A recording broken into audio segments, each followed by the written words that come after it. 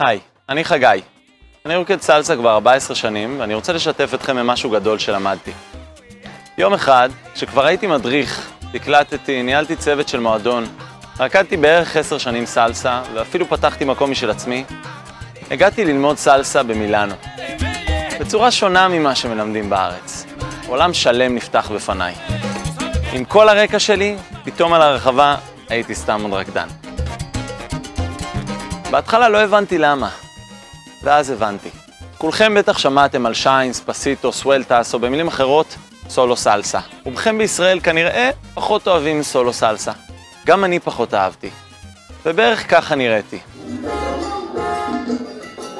פעם רקדתי באיזה מועדון, ובאיזה שיעור מאסטר מישהו פתאום התחיל ללמד אותי שיינס, פסיטוס או סואלטס, והיה שיעור נוראי. בעיקר רקדתי גרוע, הרגשתי גרוע, ואמרתי שזה לא בשבילי. אז הנה הסוד שגיליתי. שיינס זה הדבר הכי טוב שקרה לי בריקוד. אבל איך זה יכול להיות? הרי זה סבל ללמוד שיינס. זה לא מפתיע אותי שככה אתם מרגישים, וגם אני הרגשתי. אבל זה כי אף פעם לא לימדו אתכם שיינס בצורה מסודרת ושיטתית. כמו שלימדו אתכם זוגות. שיינס זה כמו שפה, שבה כל משפט בנוי ממילים שבנויות מאותיות, שכל אחד יכול ללמוד, בקלות. אבל אל תאמינו לי, תאמינו לתלמידים שלי. כולם התחילו מהמילה הראשונה.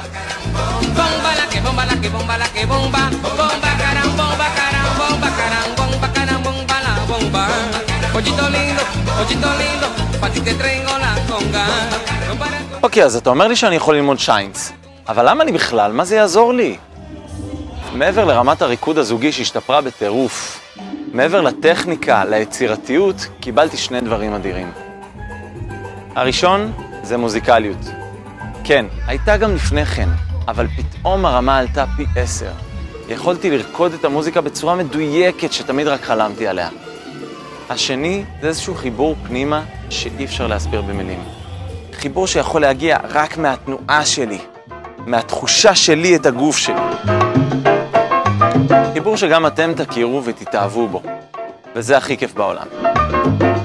אם אתם גם רוצים להעיף את הריקוד שלכם, את המוזיקליות שלכם, את התשוקה שלכם לרמה הבאה, אני מזמין אתכם.